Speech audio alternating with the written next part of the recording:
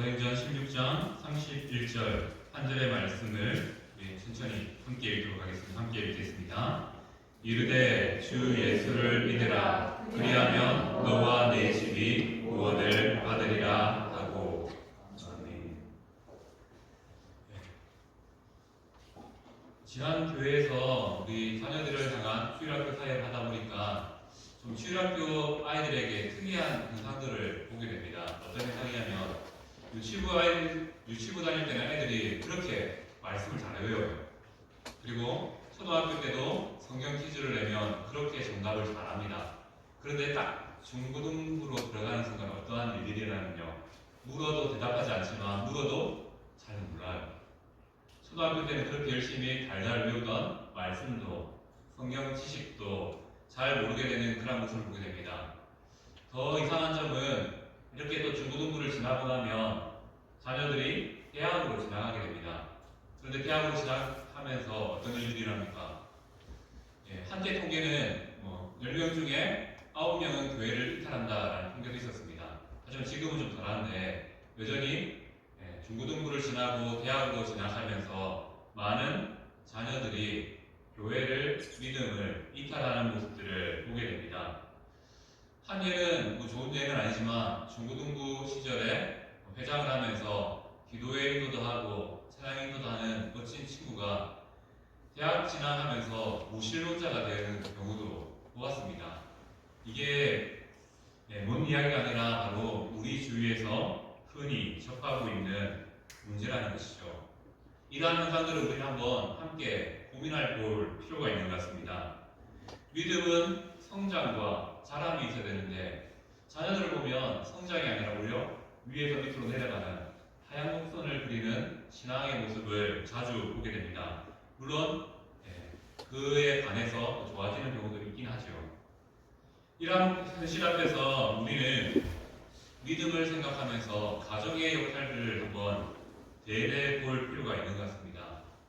정말 우리가 가정에서 자녀들을 믿음으로 잘 양육하고 있는가라는 질문을 던져보는 것이죠. 그러한 부분으로 또 한 가지 더 이야기를 드리고자 합니다. 한 번쯤은 이름을 들어보셨을 수도 있습니다. 강은도 목사님이라고, 저 경기도 쪽에 더 푸른 교회, 우리는 늘 푸른 교회인데 우리보다 더 푸르려고 더 푸른 교회라는 이름으로 사역하고 계시는 강은도 목사님이 계십니다. 이 목사님은 고신대학교 신학과를 성경학과인가요? 나왔습니다. 그렇게 고신교단에서 자랐고 고신교단에서 사역을 했습니다. 그런데 어느 순간 경기도의 한 대형교회에서 강원도 목사님을 중고등부 사역자로 데리고 왔습니다. 워낙 유명한 교회이기 때문에 이름을 다들 말하는데도 알실 것 같고요. 그 교회에서 결단한 것이 무엇이냐면요, 교인들이 그 교회에는 수천 명이 출석합니다, 매주. 그런데 중고등부를 보니까 매주 예배드리는 학생이 20명 남짓한 겁니다. 목사님도 되게 유명해요.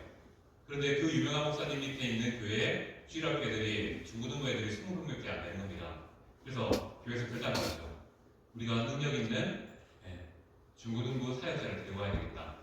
그래서 다른 교단이었지만 고신교단의 강은도 목사님을 모시고 가셔서 그 교회에 청소년 교회라는 20년 전입니다. 20년 전에 청소년 교회라는 이름으로 교회를 개척했습니다. 그리고 그 사역을 그 목사님에게 온전히 맡기게 되죠. 어떤 일들이 일어났을까요? 워낙 간증을 통해서 많은 이야기들이 나왔기 때문에 잘 아실 수도 있습니다. 불과 20명의 아이들이 수백 명의 아이들이 모이는 교회로 성장하는 것을 우리가 간증의 이야기를 통해서 아마 들어보신 분들이 참 많을 겁니다. 자, 목사님이 그 교회에서 가서 가장 먼저 했던 사역이 뭔지 압니까? 프로그램을 만들었을까요? 아니면 재밌는 이야기들을 만드는 것들을 했을까요? 물론 이 목사님에게 재주가 있죠. 말을 재밌게 하는 재주가 있습니다. 그래서 지금도 가끔은 또 일반 TV 프로그램 잠시 나와서 게스트처럼 이렇게 농담처럼 던지는 말들을 하는 분이기도 합니다. 그만큼 유명세가 있는 분이죠. 이분이 그 교회 가서 제일 먼저 했던 사역이 뭐냐면요, 먹이는 사역이었습니다. 어떻게 먹였냐면 햄버거를 사주고 학교를 찾아갑니다. 그리고 아이들을 불러내서 떡볶이를 사 먹입니다. 그렇게 한 몇 해 동안 쓴 돈이 한 해마다 3천만 원이 넘는 돈을 밥값에 투자했다고 합니다. 아이들을 먹이는 일들에. 그러한 관심과 사랑이 있었기에 그 교회에 사라질 뻔했던 주일학교가 청소년 교회라는 이름으로 다시 성장하여서 또 많은 신앙인을 배출하는 그런 모습으로 성장하는 모습을 이뤘습니다. 지금은 그 교회를 떠나서 담임 목사의 자리에서 사역하고 계시지만 한때 그 교회가 그렇게 유명세를 떨친 적이 있습니다. 그 유명세 뒤에 있었던 것이 무엇일까요? 사랑은 무엇에 반응합니까? 사랑에 반응한다는 것입니다. 특별히 다음 세대뿐만 아니라 모든 사람은 서로를 향한 그 사랑에 반응할 수밖에 없다는 것이죠. 이 이야기는 자녀들에게만 국한된 것이 아니라 바로 우리 성도들에게도 국한된 이야기입니다. 이야기는 열려진 이야기죠. 우리가 사랑하면 그 사랑은 열매 맺고 반응으로 돌아오게 되어 있다는 것이죠. 그렇다면 다시 한 번 더 한번 얘기해 봅시다. 왜 다음 세대들이 신앙이 좋았다가 좀 약해지는 모습으로 나타날까요? 그 속에는 어떻게 보면 사랑의 부재가 있었다는 것을 생각해 보게 됩니다. 결국 이러한 얘기를 시작하는 이유는 무엇입니까? 교회의 소망은 하나인 것 같습니다. 많은 것들을 말할 수 있겠지만 결국은 사랑하는 일이 교회의 소망이며 교회의 사역의 핵심이지요. 교회를 부흥시키는 것은 사역이나 프로그램이 아닙니다. 우리 안에 있는 한 영혼을 바라보는 사랑하는 마음이라는 것이죠. 그 사랑이 교회를 회복하고요. 교회를 성장시키고 교회를 열매 맺게 만들어준다는 것이죠. 오늘 그러한 마음을 가지고 오늘 주어진 하나님의 말씀을 함께 살펴보고자 합니다. 자, 오늘 읽었던 말씀은 다들 외우시죠? 아마 다 외우실 것 같습니다. 우리 한번 같이 읽어볼까요? 시작! 이르되 주 예수를 믿으라. 그리하면 너와 내 집이 구원을 받으리라. 아멘. 이 말씀의 배경을 먼저 알아야 될 것 같습니다. 바울과 실라가 선교여행이죠. 전도여행을 떠나게 됩니다. 두 번째 선교여행을 떠나면서 안타깝게도 말씀을 전하다가 로마에 의해서 잡혀서 감옥에 갇히게 됩니다. 그 감옥에서 바울과 실라는 무엇을 했습니까? 자신의 사명을 놓고 큰 소리로 기도도 했고요. 큰 소리로 찬양을 했습니다. 그러자 놀라운 일이 일어났죠. 한밤중에 놀라운 일이 일어났는데 어떤 일이라면 큰 지진이 갑자기 일어나는 겁니다. 그와 더불어 감옥의 문이 열리고 묶였던 사슬이 풀어지는 놀라운 기적이 일어나게 됐습니다. 이러한 놀라운 기적 안에 갑자기 졸던 간수가 깨어나게 되죠. 그러면서 감옥 문이 열리는 거 보면서 자신의 마음에 큰 아픔이 찾아왔습니다. 무슨 아픔입니까? 다 죽었다. 왜 그렇습니까? 간수가 해야 될 일은 하나죠. 갇힌 자들을 잘 지키는 일입니다. 그런데 그 간수가 감옥 문을 열리는 거 보면서 잡혔던 죄수들이 당연히 도망갔을 것이다 생각하면서 어떻게 합니까? 나는 살 가치도 없다라고 생각하면서 스스로 목숨을 끊으려고 합니다. 그때 바울이 등장하죠. 그리고 소리쳐서 말합니다. 우리가 다 여기에 있다. 그러니까 안심해라 라고 말합니다. 그와 더불어 간수에게 이 일이 사랑의 마음과 감사의 작품이 되어서요 묻게 됩니다. 어떻게 하면 구원을 얻을 수 있습니까? 그때 바울이 뭐라고 말합니까? 주 예수를 믿으라. 그리하면 너와 내 집이 구원을 받으리라 라고 말씀합니다. 바로 오늘 읽었던 이 말씀은요 이러한 배경 아래서 나타난 선포된 말씀입니다. 오늘은 이 말씀을 통해서 하나님이 주시는 은혜를 한번 나누고자 합니다. 오늘 본문의 핵심은 무엇입니까? 예수님을 믿는 믿음으로 받는 구원이 핵심입니다. 성도는 예수님만이 우리를 구원한 유일한 길이라는 사실을, 유일한 분이라는 사실을 믿습니다. 이 믿음의 고백으로 말미암아 하나님께서는 바로 성도들에게 구원을, 믿음의 결과로 구원을 약속해 주셨다는 것이죠. 바로 이러한 구원은 어떻게 시작됩니까? 내가 예수 그리스도를 믿음으로, 예수 그리스도를 구주로 고백함으로 말미암아 시작됩니다. 하지만 오늘 말씀을 볼까요? 말씀을 보면요, 분명히 믿은 것은 감수였습니다. 그런데 말씀은 뭐라고 말합니까?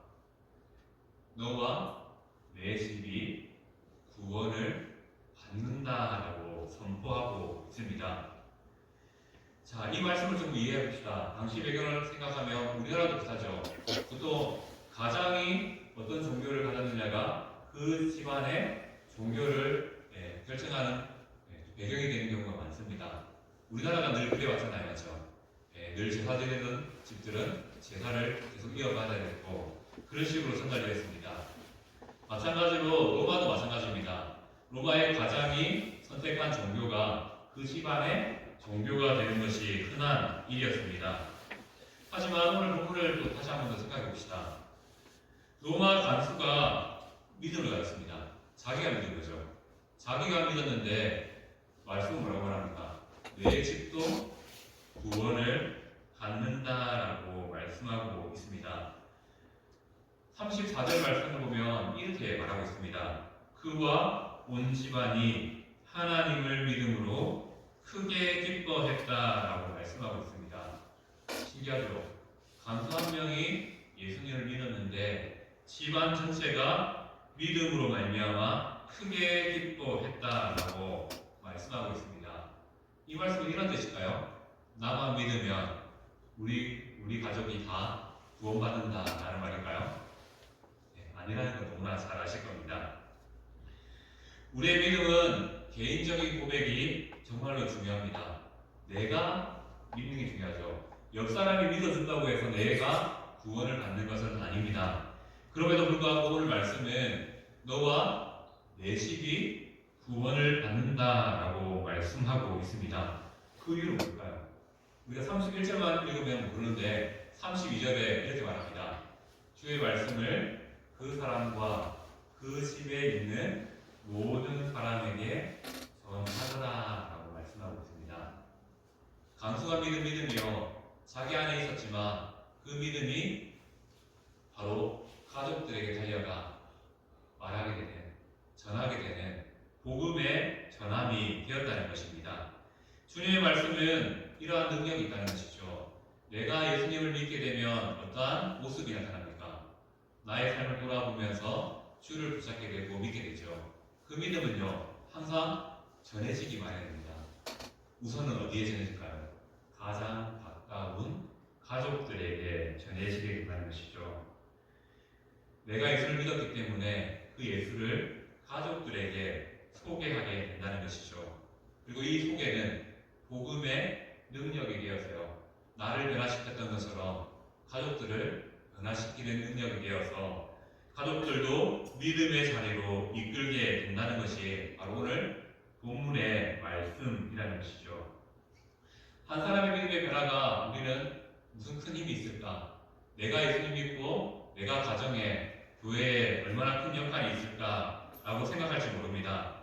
하지만 오늘 본문을 통해서 알 수 있듯이 나의 변화는요, 바로 우리 가정의 변화를 이끌고요, 우리 교회의 변화를 이끈다는 것을 말씀하고 있습니다.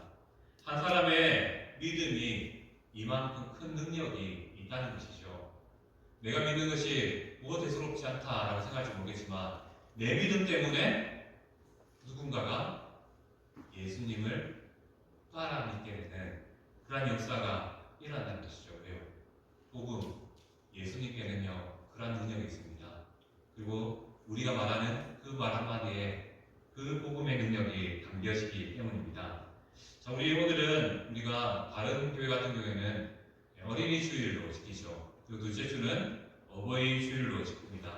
하지만 저희 교회는 어린이라는 개념이 좀 애매해서 그것도 있지만 다음 세대를 한번 좀 우리가 올타를 생각하면서 생각해보자라는 차원에서 다음 세대 주일이라는 이름 아래 함께 모였습니다. 핵심은 간단합니다. 우리 교회 다음 세대가 중요하다. 그렇기 때문에 우리가 함께 사랑하고 기도해야 된다라는 요지로 이렇게 정의해 보았습니다. 자, 오늘 이 본문 어떻게 보면 가정에 주시는 말씀이고 또 교회에 주시는 말씀입니다. 아마 이 자리에 앉아 계신 성도님들의 가정은 믿음의 가정도 있고요. 나만 예수님 믿고 있는 홀믿음의 가정도 있을 줄 압니다. 하지만 오늘 말씀은 또 우리에게 어떠한 능력과 위로를 줍니까? 내가 믿는 것이 무슨 큰 힘이 있을까, 능력이 있을까라고 생각하고 의심할 때가 참 많았지만 우리가 예수님을 제대로 믿으면요, 그 믿음이 우리 가족들을 변화시키고 우리 교회를 변화시키는 하나님의 능력이 된다는 것을 말씀하고 있습니다.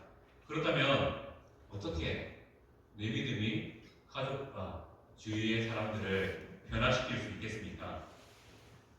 핵심은 이겁니다. 내가 먼저 누구를 만나야 됩니까?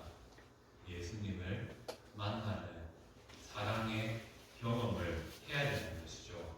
신앙의 경험이 먼저 일어나야지 우리의 삶에 믿음이 확신으로 다가오게 된다는 것입니다.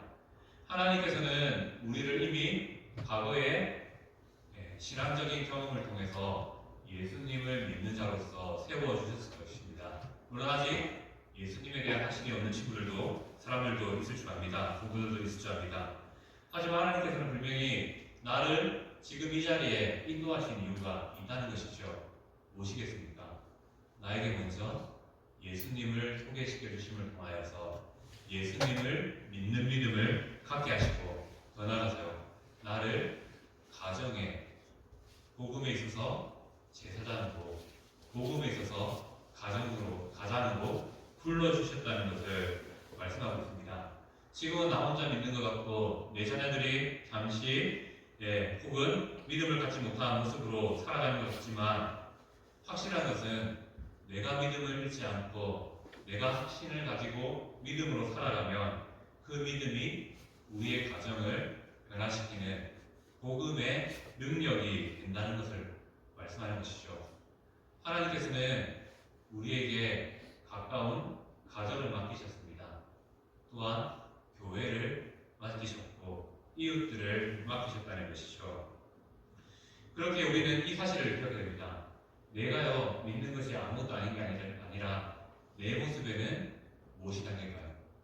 예수님이 담길 수밖에 없다는 겁니다. 어떤 사람들에게요? 참된 믿음을 가지고 살아가는 사람들에게는 예수님이 나의 삶 속에, 나의 마음 속에 담길 수밖에 없다는 것이죠. 그래서 성경은 이렇게 말합니다. 믿는 자를 뭐라고 표현하죠? 그리스도의 향기, 그리스도의 편지라고 부릅니다. 내가 존재하는 것만으로도 예수님의 향기가 흘러나가는 것이죠.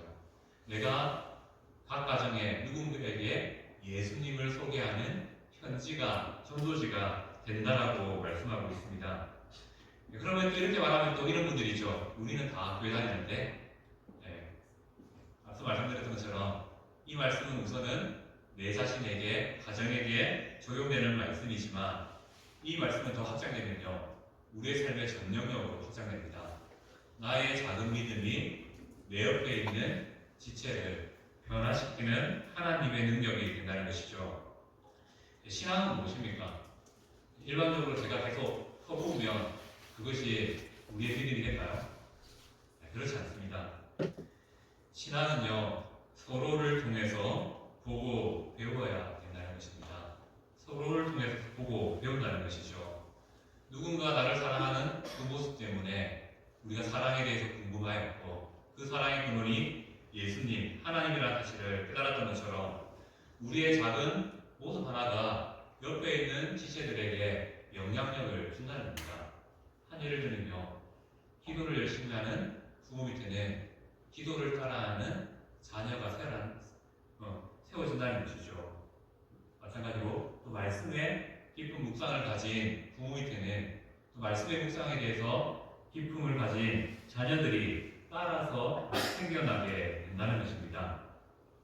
먼저 믿은 우리의 모습을 통해서 하나님은 우리의 가까운 이웃, 가족들과 이웃에게 예수님을 하나님을 알게 하시는 능력을 우리에게 덧입혀 주셨다는 것입니다. 구약의 레위기 말씀도 이런 말씀이 있습니다. 남편의 거룩함으로 말미암아 아내가 거룩해졌다라는 표현이 있습니다. 남편의 신앙을 통해서 아내가 신앙인이 되었다라는 고백인 것이죠. 우리의 모습이 아무것도 아닌 것 같지만 분명한 것은요, 나를 변화시켰던 그 능력, 그 힘은 하나님이 주신 것이고요. 하나님께 있기에 내 안에서 나를 변화시켰을 뿐만 아니라 나를 통해서 옆에 있는 지체를 변화시키는 능력을 나타납니다. 바로 우리의 믿음이 영향력이 있는 이유가 여기 있습니다. 나 혼자 예수님 믿고 살아가는 것이 무엇이냐라고 질문하지만 아닙니다. 바로 이 자리에 앉아 계신 성도님들 믿는 그 믿음이 나의 가까운 이웃들에게 예수님을 소개하는 전도지가 된다는 것이죠. 한번 생각해 보십시오. 우리가 믿는 자로서 이 자리에 앉아 있습니다. 그런데 제가 아내인데 집에 남편은 교회를 안 다녀요. 그런데 교회 간다고 늘 바빠서 밥도 못 챙겨주고, 제대로 집안일도 못하고 한다고 생각해 보십시오. 어떻겠습니까? 예수님 믿는 것이 쓸데없다라는 거 여기질 것입니다. 믿지 않는 남편 입장에서 우리는 뭐 이해되죠. 교회 일들과 여러 가지 일들 가운데 좀 우선되는 일들이 있어서 그럴 수 있겠다라고 생각하지만 믿지 않는 남편의 입장에서는 그렇지 않다는 겁니다. 왜 그렇습니까? 말씀드린 게 이겁니다. 우리의 믿음은요, 영향력을 나타내야 된다는 것입니다. 어떻게 해요? 믿지 않는 가족들에게 선한 영향력으로 나타나야 된다는 것이죠. 우리는 내가 먼저 예수님을 믿었다면, 우리 가족들이 정말로 예수님을 믿기 원한다면 우리의 삶에 사랑의 섬김을 더 해야 된다는 것입니다. 예수님을 믿기 때문에 더 가족들을 사랑할 수 있어야 된다는 것이죠. 물론 또 가족들이 모두 교회 다닌다 할지라도 그들에게 선한 영향력을 보여주어야 된다는 것입니다. 자기는 성경을 안 읽으면서 자녀들에게 읽어라 할 수 없다는 것이죠. 믿음의 행동이 이렇게 서로에게 영향력을 끼칩니다. 내 옆에 있는 자녀들은 우리의 모습을 보고 자라난다는 것이죠. 또 부인의 모습을 통해 믿는 부인을 통해서 믿지 않는 남편이 영향력을 받게 되어 있다는 것이죠. 자, 오늘 말씀을 다시 한번 돌아봅시다. 강소들은 왜 예수님을 믿게 되었습니까? 바울과 실라가 도망가지 않고 그를 위로하는 모습에 감동했습니다. 그리고 간선을 보았죠. 그들이 밤새 찬양하고 기도하는 소리를 들었습니다. 그러면서 이 사람들은 다르네. 이 사람들은 뭔가 영향력이 있네 라고 생각하게 된 것이죠. 그리고 그의 마음 가운데 이런 사람의 모습들이면 나도 그렇게 살고 싶다 라는 바람이 생긴 겁니다. 그래서 내가 어떻게 하면 구원을 받겠습니까? 라고 질문하게 됩니다. 그 질문에 바울이 말하죠. 주 예수를 믿으라. 그리하면 너와 내 집이 구원을 얻으리라 라고 말씀하신 것입니다. 자, 우리 한번 우리의 삶을 생각해 봅시다. 이미 여기 앉아 계신 성도님들은 가정에서 모범이 되는 신앙인으로 살고 있는 걸 너무나 잘 압니다. 누구보다도 가족을 사랑하고 있고요. 누구보다도 가족들이 변화되기를 기도하고 꿈꾸고 있는 것도 잘 알고 있습니다. 하지만 우리의 모습을 조금 더 한 차원 업그레이드 시켰으면 좋겠다는 바람이 있습니다. 오늘 말씀을 통해서요, 나의 믿음이 수년간, 수십 년간 반복되어 보면서도 수십 년간 기도했던 그 제목들이 있을 겁니다. 뭐입니까? 나만 믿고 나가는 것이 아니라 내가 믿는 예수님을 우리의 가족과 친척들이 믿었으면 좋겠다라는 생각을 가지고 살아오셨을 겁니다. 그럼 우리에게 오늘 말씀은 이렇게 다시 한 번 더 도전하죠. 다시 한 번 더 예수님의 사랑을 가지고 예수님의 사랑을 섬겨보아라, 사랑으로 섬겨보아라 라고 말씀하고 있는 것입니다. 우리가 오늘 말씀을 듣고 당장 집으로 돌아가서 자녀를 향하여서 건네는 사랑의 한마디가요, 그의 인생에 쌓이게 됩니다. 어떻게 해요? 예수님의 사랑으로. 물론 우리의 바람은 그렇죠. 전하자마자, 강수가 전하자마자 가족들이 다 예수님을 믿던 것처럼 그런 역사를 원하지만, 하나님께서는 또 우리의 삶을 통해서 그런 역사도 주시겠지만, 또 때로는 우리의 점진적인 변화를 통해서 조금씩 달라지는 그 모습을 통해서 가족들을 또 주께로 올려주는 그런 역사를 이루실 거라는 사실을 믿습니다. 오늘 시간 우리가 그런 마음으로 다시 한 번 더 가족을 향한 마음을 새롭게 했으면 좋겠습니다. 더 나아가면요, 교인들을 향한 마음을 조금 더 확장시키고 넓혔으면 좋겠습니다. 그런 바람으로 우리가 살아갔으면 좋겠습니다. 우리 가족 중에 혹시나 믿음에서 이탈되어 있거나 아직 예수 그리스도를 알지 못하는 대상들이 분명히 있을 거라고 생각되십니다. 저는 내 마음 가운데 먼저 소망이 있으면 좋겠습니다. 어떤 소망입니까?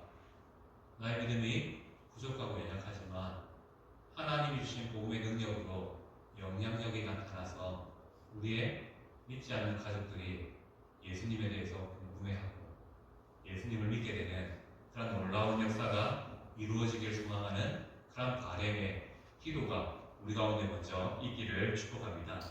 그리고 힘들면요, 그냥 이렇게라도 한마디 했으면 좋겠어요. 내 평생에 간절한 소망 하나가 있는데 네가 예수님을 믿는 것이다. 물론 이게 당장 영향력이 나타날지 안 날지는 모릅니다. 하지만 분명히 그의 마음 가운데 새겨지는 한마디가 될 것일 거예요. 또 언젠가 어떠한 기회를 통하여서 이 말이 되뇌어짐을 통하여서 그 교회로, 믿음으로 나오는 일들이 일어날 것이라고 저는 확신합니다. 이 시간 다시 한 번 더 말씀으로 분명합니다. 우리의 믿음은 아무것도 아닌 게 아닙니다. 나의 믿음은요, 작은 영향력, 우리가 생각하면 작은 영향력이지만 하나님이 주시는 복음의 능력은 큰 영향력이죠. 나를 변화시켰던 것처럼 나의 믿지 않는 이웃과 가족을 변화시키는 큰 능력이 있다는 사실을 기억하시길 부탁드립니다. 그리고 그렇게 한 번 더, 다시 한 번 더 사랑으로, 믿음으로 살아가기를 결단하는 이 시간이 되기를 축복합니다. 오늘 말씀 마치면서 한 가지의 적용을 했으면 좋겠습니다. 확인하지 않는 숙제 같은 숙제를 드리고자 합니다. 어떤 숙제냐면요, 우리 마음 가운데, 우리의 가정 가운데 예수님을 꼭 믿었으면 좋겠다라는 대상들이 있을 겁니다. 우선은 어떻게 해요? 내 마음속에 그 이름들을 기록하십시오. 그리고 또 우리가 행동을 한번 했으면 좋겠습니다. 각자 집으로 가시든지 아니면 성경책의 예배에 예수님만 섬기는 우리 집이라는 제목을 적고요, 믿어야 될 대상에 이름을 한번 적어보는 겁니다. 이것이 의미하는 바는 뭡니까? 내가 기도하겠다는 겁니다. 내가 그들에게 선한 영향력을 미쳐보겠다는 것이죠. 힘든 일일 수 있고요, 또 작은 순종, 어떻게 보면 되게 쉬운 일일 수 있습니다. 하지만 이 작은 순종을 통해서요, 나의 믿음을 한 번 더 업그레이드 시키시는 성경 되시기를 축복합니다. 그리고 그 이름이 기록된 순간 그 이름을 날마다 기억하면서 또 성경책을 뺄 때마다 기도하는 마음으로 기도할 수